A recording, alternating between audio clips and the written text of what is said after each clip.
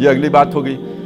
دینُاللہ کیا؟ دینُاللہ کا لفظ آیا ہے نا قرآن مجید میں، یہ لفظ استعمال ہوا، اذا جاء نصر اللہ والفتح، جب اللہ کی مدد آئے اور فتح حاصل ہو جائے، اور ورأیت الناس یدخلون فی دین اللہ، اور جب تم دیکھو کہ لوگ اللہ کے دین میں داخل ہو رہے ہیں، تو اب یہ اللہ کا دین، یہ ایک نئی بات آ گئی، یہ بالکل ایک نیا معنی لے کے آ گیا۔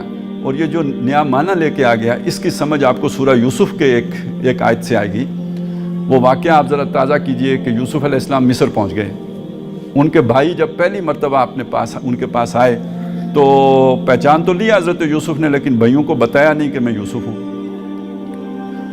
بات چیت میں بھائیوں نے خود بتا دیا ہمارا ایک اور بھائی ہے، اس کا بھی راشن دے دیجئے، تو انہوں نے کہا نہیں، اس کو لے کے آؤ گے تو راشن ملے گا۔ بنیامین کو پھر اگلی دفعہ اس کو بھی لے کے آئے، تو حضرت یوسف علیہ السلام نہیں چاہتے تھے کہ بنیامین واپس جائے، وہ اسے اپنے پاس روکنا چاہتے تھے، اور وہ روکنے کے لیے پھر وہ ایک لمبا ایک کام ہے، وہ چوری برآمد ہوئی اس کے پاس سے، تو انہوں نے اس سے پہلے ان سے پوچھا تھا کہ ہماری ایک چیز چوری ہوئی ہے، انہوں نے کہا ہم چور نہیں، تو انہوں نے کہا اگر ثابت ہو گیا کہ تم چور ہو تو پھر کیا سزا ہوگی؟ انہوں نے کہا جس کے پاس سے وہ نکلے گا وہی اس کا بدلہ ہوگا، یعنی اس کو غلام بنا لینا، اپنے پاس قیدی بنا لینا، اور ہمارے ہاں یہی سزا دی جاتی ہے، وہ جو ہمارا ضابطہ ہے، جو ہمارا قانون ہے، اس میں یہی سزا دی جاتی ہے۔ اب وہ چوری کا سامان برآمد ہو گیا، اور یوں بنیامین روک لیے گئے حضرت یوسف کے پاس۔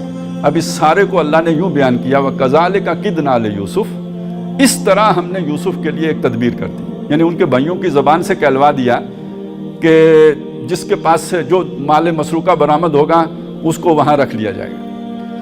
وَمَا كَانَ لِيَأْخُذَ أَخَاهُ، یوسف کے لیے یہ ممکن نہیں تھا کہ اپنے بھائی کو اپنے پاس روک لیتا، فی دین الملک، بادشاہ کے دین میں۔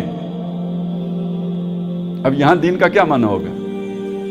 قانون، یعنی بادشاہ کے ہاں جو چوری کی سزا تھی، وہ سزا یہ نہیں تھی کہ یوسف جو بھی چور ہے اس کو غلام بنا لو، یہ تو کنعان میں جو سزا تھی اس کا انہوں نے خود فیصلہ کر دیا کہ بھئی وہ مانتے ہیں، تو اس طرح یوسف کے لیے ممکن ہو گیا کہ اپنے بھائی کو اپنے پاس روک لے۔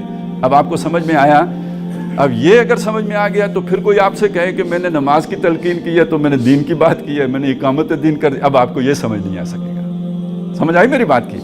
تو قرآن مجید جب دین کے معنی کو ہمارے سامنے لے کے آتا ہے، اسے بڑی وسعت دیتا ہے، اس میں یہ بھی شامل کرتا ہے، بدلے کو بھی شامل کرتا ہے، یقیناً کرتا ہے، اس کا ہم انکار نہیں کر سکتے، اس میں اطاعت کو بھی شامل کرتا ہے، یقیناً کرتا ہے، اس کا آپ انکار نہیں کر سکتے، لیکن اس میں پورے قانون اور نظام کو بھی شامل کرتا ہے۔ فی دین الملک، بادشاہ کا دین، بادشاہ کا قانون، بادشاہ کا نظام۔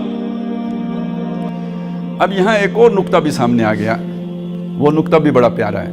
وہ نقطہ یہ ہے کہ اس سطح پہ پہنچ کے دین مرکب اضافی بن کے آیا ہے، بادشاہ کا دین اور اللہ کا دین، اور یہ ایک چیز کی طرف اشارہ کر رہا ہے کہ جب آپ کسی اتھارٹی کو یا کسی پرسنالٹی کو یا کسی ادارے کو، انسٹیٹیوٹ کو ایک ایسی اتھارٹی دے دیں کہ جو قانون وہ بنائے بلا چوں چراں یا غیر مشروط طور پر، یا اس کے قانون کی مطلق اطاعت ہوگی، کوئی چوں چراں اس کے آگے نہیں کی جا سکے گی، تو جب یہ آپ مان لیتے ہیں تو اس ہستی کو کے ضابطے کو، قانون کو تو آپ نے وہ ایک مقام دے دیا، اس ہستی کو در حقیقت اس پورے کو اگر آپ سمجھیں تو اس نظام کو اس ہستی کے ساتھ آپ منسوب کر دیں گے۔ جہاں یہ اتھارٹی بادشاہ کے پاس ہوگی تو وہ دین الملک ہوگا، اور جہاں یہ اتھارٹی اللہ کے پاس ہوگی وہ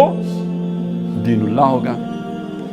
جس دنیا میں ہم رہتے ہیں، اس دنیا میں اگرچہ کہ بعض جگہوں پہ بادشاہت ہے، جیسے سعودی عرب میں بھی ہے، کئی اور ملکوں میں بھی ہے، لیکن اب بادشاہت کو پسند نہیں کیا جاتا۔ جہاں شعور آتا ہے وہاں بادشاہت باقی نہیں رہتی، ہمارے ملک میں بھی نہیں ہے، ہندوستان میں بھی نہیں ہے۔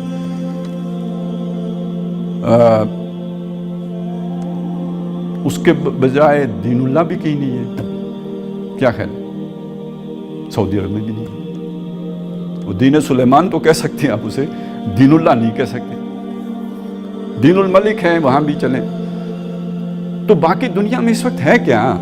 نہ دین اللہ ہے نہ دین الملک ہے، تو کیا کون سا دین ہے؟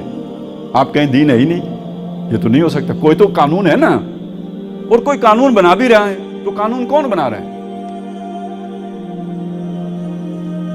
پارلیمنٹ بنا رہی ہے، پارلیمنٹ قانون بنا رہی ہے نا، اور پارلیمنٹ کے پاس یہ اتھارٹی کہاں سے